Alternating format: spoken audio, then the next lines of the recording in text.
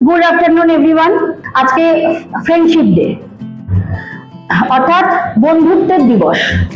যদিও বন্ধুত্ব আলাদা করে কোনো দিবস পালন হয় না, মানে তাও আমরা এখন বন্ধুত্বের জন্য একটা বিশেষ দিনকে নির্বাচন করেছি। তো সেই দিনটা আমরা বন্ধুত্ব দিবস, ফ্রেন্ডশিপ ডে হিসেবে কাটাই। দেখো, এই যে বন্ধুত্ব মানে শুধু কি হাতে হাত দিয়ে বন্ধুত্ব?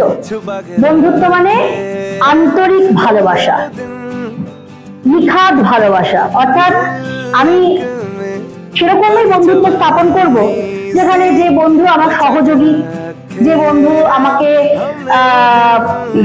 উন্নতির রাস্তা দেখাবে, যে বন্ধু আমার বিপদের দিনে আমার পাশে থাকবে, প্রত্যেক মুহূর্তে সে আমার জন্য সাহায্যের হাত বাড়িয়ে দেবে।